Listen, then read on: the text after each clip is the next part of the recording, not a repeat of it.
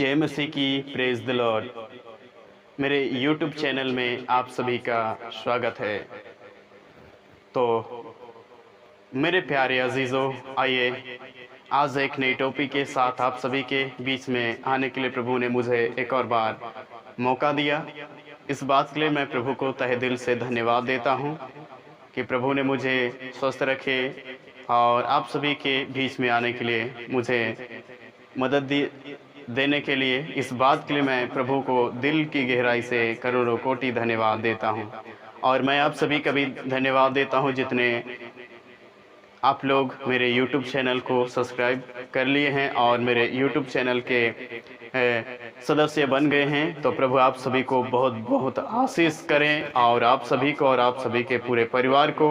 मेरे प्रियो, यदि आप लोग मेरे YouTube चैनल पर पहली बार आए हैं या देख रहे हैं तो मेरा आप सभी से विनती है कि आप सभी लोग मेरे YouTube चैनल को ज़रूर से ज़रूर सब्सक्राइब कीजिए और साथ ही बेल आइकन को भी ज़रूर दबाएं। और बेल आइकन दबाने से जो ऑप्शन आएगा उसमें आप लोग ऑल वाला बेल आइकन को दबाएं। इससे क्या फ़ायदा होगा कि जब भी मैं नई वीडियो अपलोड करूं तो इसका नोटिफिकेशन आप सभी को प्राप्त हो और आप लोग मेरे वीडियोस को सबसे पहले देख सकेंगे। मेरे प्यारे अजीज़ों, आइए आप सभी लोग वीडियो के अंत तक बने रहें और वीडियो को बिना स्किप किए हुए पूरे शुरू से अंत तक जरूर देखें। तो आज का टॉपिक है सुसमाचार पर पर्दा। तो इस विषय पर आज हम लोग मनन चिंतन करेंगे, चर्चा करेंगे, क्योंकि आज बहुत से विश्वासी भाई और बहन लोग कहते हैं कि हाँ, मैं परमेश्वर का वचन सुनता हूँ, जिस समय सुनता हूँ उस समय तो समझ लेता हूँ, लेकिन कुछ देर बाद मैं भूल जाता हूँ। और बहुत से लोग कहते हैं कि मैं तो समझ नहीं पाता हूँ। तो ये सब सोचने की बात है ना। देखो, मैं भी मन फिराया हूँ और जितने मसीह में हैं सब लोग मन फिरा कराते हैं और उसका एक समर्पित जीवन होते हैं। तो वे लोगों का तो मूल मकसद यह होना चाहिए कि हाँ, मुझे तो और हम लोग मसीह में हैं तो एक नई सृष्टि है। जब नई सृष्टि है तो हमारा छोटा से एक नए जन्म लेते हैं, आत्मिक जन्म को। तो हम छोटा से हमारा किस भोजन को हम लोग खाते हैं? आत्मिक भोजन। और आत्मिक भोजन है वचन। और वचन ही मतलब हम लोग नहीं खाए होंगे, यानी कि हम लोग आत्मिक जन्म ही नहीं लिए हैं। नहीं से तो हम लोगों को तो समझना तो बहुत ज़रूरी है। क्या है कि हम लोग जब मसीह में आ जाते हैं तो हमारा आत्मिक भोजन वचन है। हम वचन को ही सुनते यानी खाते आते हैं और बढ़ते हैं आत्मिकता में। तो मेरे प्यारे अजीज़ों, लेकिन बहुत से लोगों का कहना है कि मैं वचन समझ नहीं पाता हूँ। और हम लोग जानते हैं आज परमेश्वर हम सभी को समझने के लिए अपने अपने भाषाओं में दे दिया है। आज मैं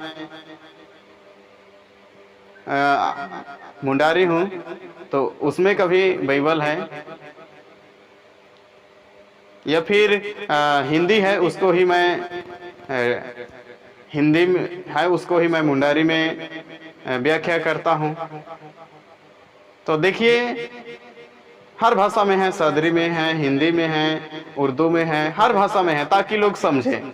और फिर सवाल आता है मैं नहीं समझ पा रहा। देखो, मुझे लोग मेरा ही भाषा में समझाएंगे तो मुझे तो समझना तो जरूरी है, ठीक है। आज हम कलीसियों पर भी सब लोग समझे उसी भाषा में हम लोगों को सिखाते हैं, लेकिन लोग समझ नहीं पाते हैं। वजह क्या है?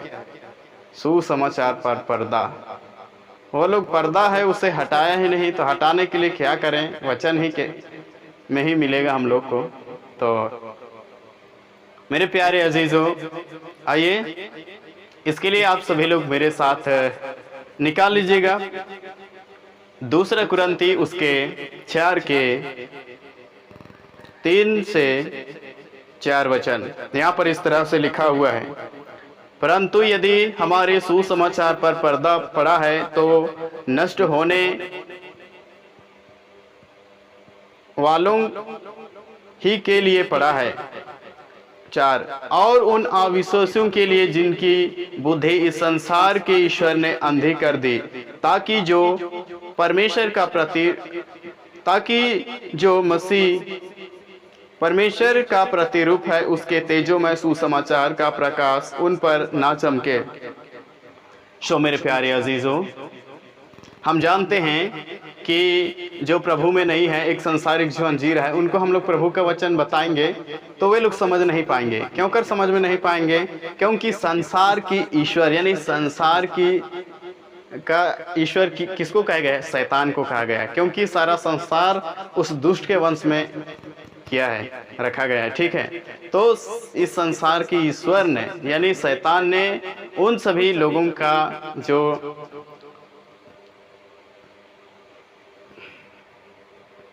आंख को अंधी करके रख दिया है।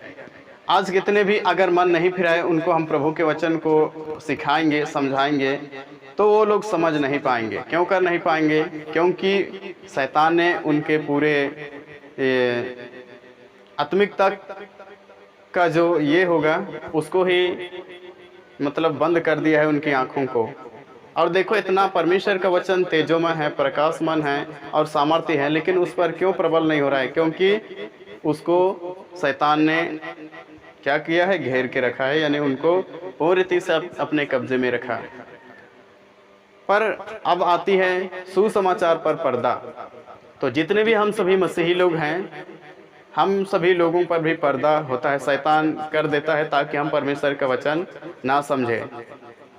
ठीक है, और इस तरह कैसे होता है? जब हमारा पूरा मन परमेश्वर में संबंध नहीं होगा या परमेश्वर के साथ हमारा रिश्ता अच्छा नहीं रहेगा, तो हम लोग परमेश्वर का वचन को नहीं समझ पाएंगे। सो मेरे प्यारे अजीजों, हम सभी को बहुत ही ध्यान देने की ज़रूरत है। और यदि पर्दा पड़ गया है तो हम लोग प्रभु में आकर भी हमारा जीवन को तो सुधार नहीं सकते हैं और हम लोग एक अच्छा जीवन जी नहीं सकते हैं। क्योंकि जो ज़रूरत है परमेश्वर के वचन को हम लोग सुनते हैं, उसको ही समझेंगे नहीं, जानेंगे नहीं, तो भला कैसे हमारा जीवन को हम लोग शुद्ध कर सकते हैं जैसे प्रभु के वचन के इच्छा के अनुसार है। तो मेरे प्यारे अजीजों, इसीलिए ये ना सोचे कि हम लोग प्रभु में आ गए, अभी कोई दिक्कत नहीं है, हम लोग परमेश्वर के राज्य में ही जा सकते हैं। तो इसका सबूत हमारे पास होना बहुत ज़रूरी है। क्या सबूत है? सो मेरे प्यारे अजीजों, हम सभी को आइए आज परमेश्वर जो हमें कलीसिया की रखवाली करने के लिए दिया है, परमेश्वर ने हम सभी को चुना है, तो हम कलीसिया में सही शिक्षा को बांटें ताकि लोगों का जीवन सुधार हो और उसका आत्मिक जीवन अच्छा हो। तो आज बहुत से लोग परमेश्वर के वचनों को नहीं समझ पाते हैं या भूल जाते हैं। तो कारण यही है कि उसके अंदर में सुसमाचार के लिए पर्दा पड़ गया है।